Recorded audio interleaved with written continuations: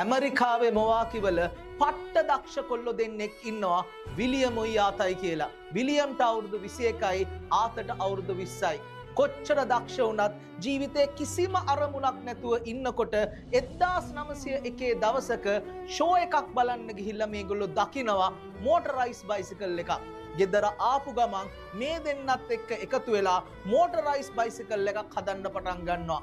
හදන්න තැනක් නැති හින්දා ගේ ළඟ තිබ්බ දරමඩුවක තමයි වැඩේ පටන් ගන්නෙ. මේගොල්ලන් ගත්තේ 7-5ක්වත් නැහැ. හැමෝම ගාවට ගිහිල්ලා සල්ලි ඉල්ලනවා, හැමෝම රිජෙක්ට් කරනවා. මේ දෙන්න ෆැක්ටරි එක වැඩට යනවා සල්ලි හොයාගන්න.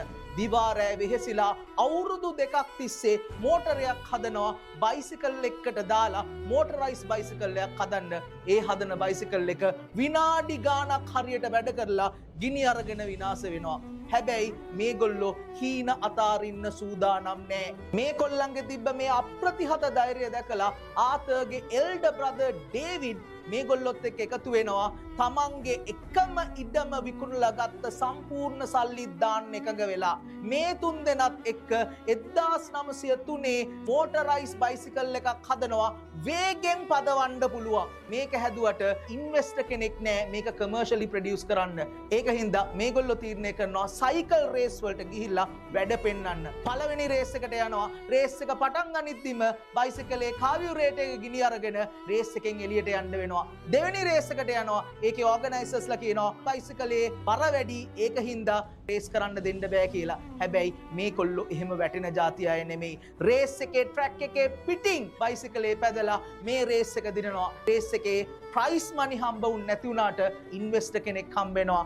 මෙන්න මෙහෙම පටන් ගත්ත මේ කොල්ලෝ තුන් දෙනාගේ මේ බිස්නස් එක අද වෙද්දි over 1 බිලියන් රෙවෙනියු එකක් කරන ඇමරිකාවේ කල්චර් එකේ ප්‍රධාන සලකුණක් වෙච්ච බ්‍රෑන්ඩ් එකක් බවට පත් වෙනවා. පුතා විලියම්ගේ සම්පූර්ණ නම විලියම් හාලි, ආතගේ සම්පූර්ණ නම ආත ඩේවිඩ්සන්, මේ බයිසිකලේ නම හාලි ඩේවිඩ්සන්.